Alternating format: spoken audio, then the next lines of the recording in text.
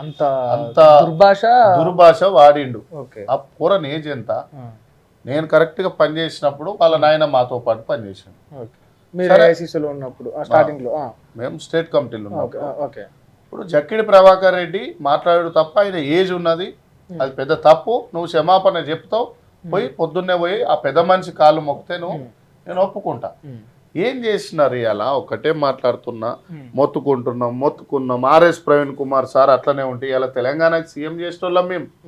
ఆయన పోయి దొరకాడు ఉండే, విశారాధన అన్న మీద బాగా నమ్మకం ఉండే నాకు, ఆయన పోయి దొరసాన్తో ఉంటుండు.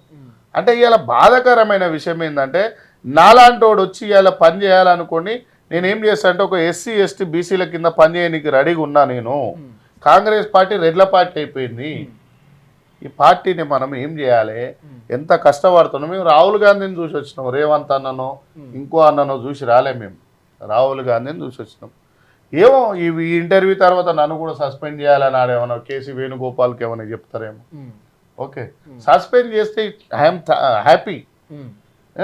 ఆయన సస్పెండ్ చేసుకున్నా రాహుల్ గాంధీ ప్రధాని చేసిన దాకా నిద్రపోము, సస్పెండ్ చేయకున్నా రాహుల్ గాంధీ ప్రధాని చేస్తాం. మీ ఎయిమ్, మీ గోల్ అది అంతే. ఇక్కడ ఓన్లీ ఇక్కడ ఉన్న కాంగ్రెస్ పార్టీలో కొందరు వ్యక్తులతోనే పార్టీతోనే కాదు. పార్టీ నా ప్రాణం, ఓకే, పార్టీ నా ప్రాణం, పార్టీ నాకు. ఇప్పుడు మొన్న చెప్పినగా ఇంటర్వ్యూలా అందరు గీక్కుంటాటుంటే మాకు గడపేరు పెట్టి జీరుకుంటాటుంటది.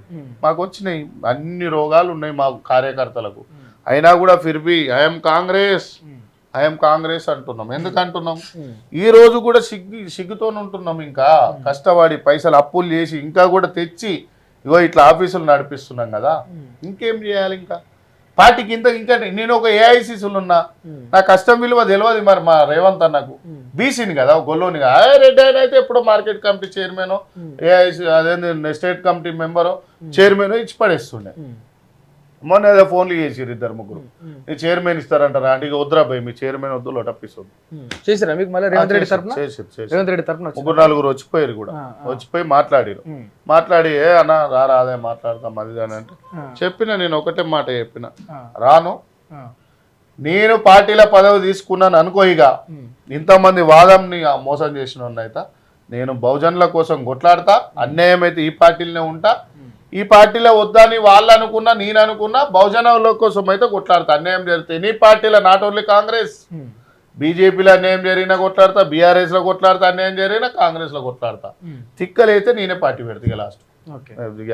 Open statement, open statement. ఇక మా బతుకులు ఆగమవుతున్నాయి అన్నప్పుడు కాంచీరాములు లెక్క కావాలి మనం, అంబేద్కర్లం కావాలి మనం, బీపీ మండల్ ప్రసాద్లం కావాలి, ములాంగ్లాలులం కావాలి, మన జ్యోతిరావు పూలేలు కావాలి, పెరియరు సాహు మహారాజులు కావాలి, కొమరం భీములు కావాలి, సాక లైలమ్మలు కావాలి, మారోజు వీరన్నలు కావాలి, బెల్లి లలితక్క కావాలి, సాంబ శివుడు కావాలి, గండి ఐలయ్య కావాలి, అసన్పార్తి సాంబయ్య కావాలి.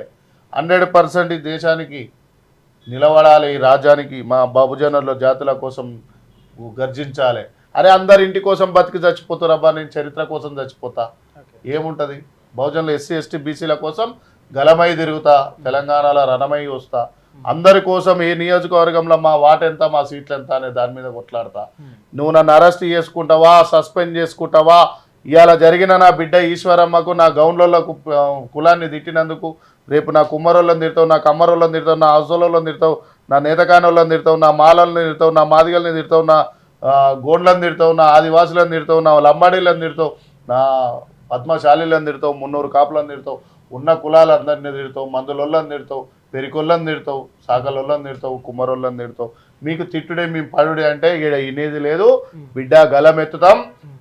నీ ఓట్లు ఎంత నియోజకవర్గానికి 5,000 ఉన్నాయి, మా ఓట్లు ఎంత ఉంటాయో చూపిస్తాం. మా జాతులను తీసుకొచ్చి బరాబర్ ఎమ్మెల్యేలుగా నిలబెడతాం. నువ్వేంది ఇచ్చేది నీకే ఇస్తాం. మేము రిజర్వేషన్ల కోసం అడుగుడు కాదు, నీ కులం వచ్చి మమ్మల్ని రిజర్వేషన్లను అడిగే స్థాయికి తీసుకొస్తాం. ఆ రోజు తీసుకురాకుంటే నీ మీద ఒట్టేది చెప్తున్నా, నీ మీద కాదు, అలా మా రేవంత్ అన్న మీద. ఓకే, రేవంత్ అన్న మీద ప్రేమ ఉంది కాబట్టికే నాకు ఆయన మీద ఒట్టేది చెప్తున్నా. మా బహుజన రాజ్యం వచ్చిందాక నేను కొట్లాడతా. Okay, right.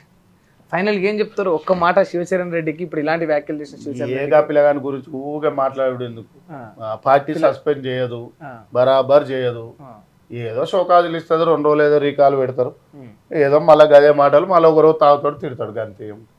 పడుడు మా ఉంటే తిట్టుడు వాని ఉంది. తాగే తిట్టినంటారు అట్లా అనమాట. నేను ఇప్పుడు మామూలుగా అయితే మధుసింహతంలో ఉన్నప్పుడు ఒకటి తిట్టాడు. తిట్టారు అవును. ఓకే, తాగిండా తాగిలేడా మాకు తెలియదు, కానీ ఇప్పుడు తాగి తిట్టిండని నేను అనుకుంటున్నా. ఓకే ఓకే, తాగలేదనుకో మనిషి పుట్టుక ఊడితే గట్లెందుకు మాట్లాడాలి.